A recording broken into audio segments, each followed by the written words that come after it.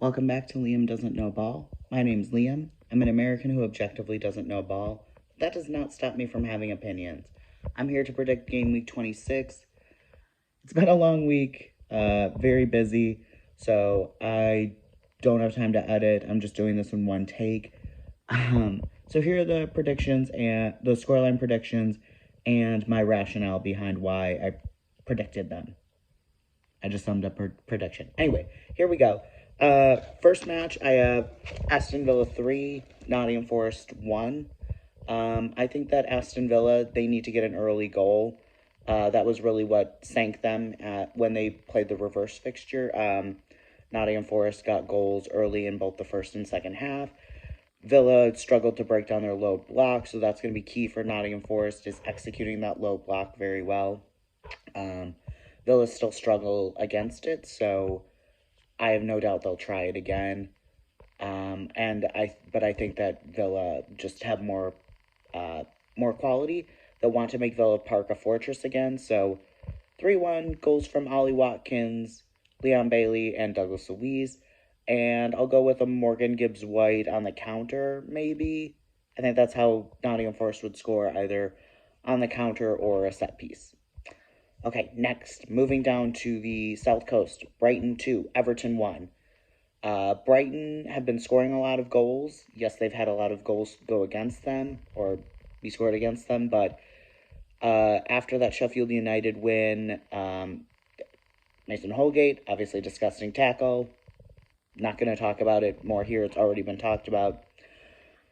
I think that they'll have confidence going back to the Amex, and Everton, they've got to be getting so mentally exhausted, just as both a player and the club, starting off losing 2 games, then doing pretty well, climbing out of the relegation zone, then the 10-point deduction, then climbing out of the relegation zone again, finding themselves back in it, possibly more point deductions, but also possibly points being added back because of the appeal.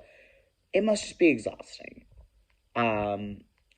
They're out of the relegation zone now, and they are tied for points, tied on points with Luton, but I think they know that now that they're at least tied with Luton, they have to feel like they can at least scrape by, and I don't think that this is the end-all be-all of their season. I'm sure they would love a result, and they are probably frustrated they didn't beat Crystal Palace, but I just don't think they'll beat Brighton. I just don't think they'll have the possession to do it. I think they'll get something on the counter or a set piece, but that's about it. I think Brighton really will control the game, and a 2-1 will make it look closer than it actually was. I think that I'm not going to go with goal predictions for this match, but I will say I think Brighton will have probably 70% possession. That's what they do. Moving on to Brighton's big rival, Crystal Palace. Crystal Palace, it's simple. I'm going with a new manager bounce. Obviously, incredibly sad situation that has seen Roy Hodgson step down.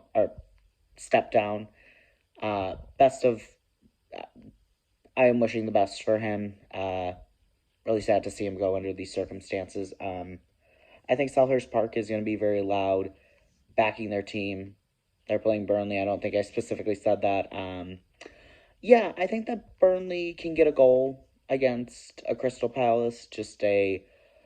Lyle Foster seems competent. I think they'll be able to put together at least a couple of solid passages of play, and one will find the back of the net. But I think that Crystal Palace will just be a little bit more creative. Again, new manager balance. Selhurst Park will probably be very loud, wanting to back the new manager, wanting to back the team to pull themselves out of that relegation scrap before they can really get pulled into it. Burnley, it's got to be really tough to stay motivated at this phase, and I just think the atmosphere is really going to cause them some problems as well. Moving on to Manchester United 3, Fulham 1. Manchester United just lost Rasmus Højlund, which is really poor timing because he's in spectacular form right now. And obviously they just lost Luke Shaw as well, which is very not ideal. I actually don't even know who their backup left back is. Liam doesn't know ball. Keep in mind that's the name of the channel. So I am tempted to make this a closer match, but I just think that Manchester United have that skill. Fulham, honestly, I could see them on the beach already with how weak the relegation candidates are. Yes, I still think they'll pick up results. I'm not saying they'll lose the rest of the season, but I think they're just kind of on cruise control. Like, we lost away at Old Trafford to an inform Manchester United squad after we broke our yo-yo curse. I don't think that's all that bad. I know they lost last week at Craven Cottage, but they're going to be safe. I don't think it's a big deal for them to lose. I think they'll be fine. Sorry, Fulham fans, if I'm just being like, oh, you should be content with losing, but just, I don't think losing against Aston Villa and Manchester United are that I don't think that they're that bad of results. That's all. Going back to the South Coast, I have Bournemouth 1, City 4. I don't know what else to say. City often concede goals, often first, and then just rip the opponent apart. Bournemouth have not been in as good of form since like December, I want to say, maybe January. They seem to have kind of settled into about 13th place, which I think is, considering where they've pushed on from last year, even if their table position doesn't improve that, it's improved 3 places. Even if they were to only improve by 1 or 2 places, I think the groundwork that Andoni Iraola is laying down is very good. I think Cherries fans have a lot to be excited about in the future. But you are playing Manchester City, who are getting ready to go on a title run. They could still do the treble again.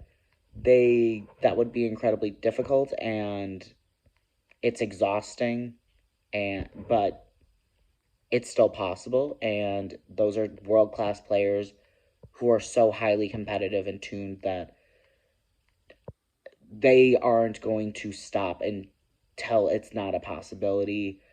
I'm going to go Holland to get back into form with a brace. Go with a goal for Foden, and let's go Ruben Diaz on a header or something. Next up, going to another title contender, Arsenal. I have them winning 3 and Newcastle winning 2. Oh, I had Bournemouth 1, City 4, if I didn't say that before. Newcastle 3, Arsenal 3, Newcastle 2. There we go. I think this is going to be a chaotic game. There was enough chaos at St. James's Park. I have no doubt now that, like, things are, starting to make a turn for that home stretch. Arsenal obviously had a rough time in Portugal in the week, but we've shown that they can bounce back. The problem is sometimes it can take a couple of games. If you're an Arsenal fan, you just hope that Arteta was able to give a very motivational speech. Odegaard is able to rally the troops as well. I think they will. I think that, Arsenal fans, I don't want to say they have a short memory. They certainly don't, but they usually have their freak out after each game. But when it comes time for kickoff on Saturday, they're going to be very loud and backing their team. Newcastle, obviously just the injuries all season have just been a cruel joke. It's, man. I just think that Arsenal will edge this on quality. And that's really what's coming down to this game. I think it'll be high scoring. I think there will be mistakes made by both teams, which is why it will be so high scoring. But I do edge Arsenal to get that victory. Okay, moving on to Sunday, I have Wolves 3, Sheffield United 0. Sheffield United are weirdly, I think, better on the road, but, I mean, I don't care, frankly. They lost Mason Holgate for 3 games for that horror tackle that I already mentioned. And, he might not be the greatest center back, but, he was playing, so someone else who obviously isn't as good, or they would be starting over him, will have to take on the role. And Wolves are fun. They just create stuff for each other. I just don't think that Sheffield United's defense will be able to handle that. It could be more, honestly, and I don't back Sheffield United to score. I've said it before, Molyneux's a tough place to go, and I don't think this dejected Sheffield United side looking so terrible is going to get anything, even a goal. And I'm sorry, Blades traveling fans. I'm sorry to the players who work really hard and fight for the badge, but I'm sorry. Stay with the club and just fight in the championship to try and come back up. Okay, final results. I have West Ham 2, Brentford 2. West Ham have been in a bit of rough form. Brentford have been a little lethargic all season. I know, Ivan Toney was suspended, blah, blah, blah. I don't care. They're still, lower in the table, and I haven't been impressed that much with Brentford this season. West Ham, I think, are still licking their wounds after Arsenal, and now City, or not City, the City Ground playing Nottingham Forest. I think that this would be like a kind of get back on your feet game for both teams, and both teams would probably take a draw. Maybe West Ham less so, but man, the last 2 performances, you might want to take it. I'll go Bowen and Kudos to score for West Ham, Tony and Christian Norgard to score for Brentford. I don't think that's going to... Even if there's 4 goals, I don't think this game will be very worth watching. I don't think it will be through spectacular play that those 4 goals happen. I could be wrong. I hope I'm wrong. I hope I get done with work on Monday and I get to watch some incredible highlights. So those are my predictions for game week 26. Villa 3, Forest 1, Brighton 2, Everton 1, Crystal Palace 2, Burnley 1, Manchester United 3, Fulham 1, Bournemouth 1, City 4, Arsenal 3, Newcastle United 2, Wolves 3, Sheffield United 0, and a Desmond for West Ham and Brentford. Those are my predictions, and yeah, have a great weekend.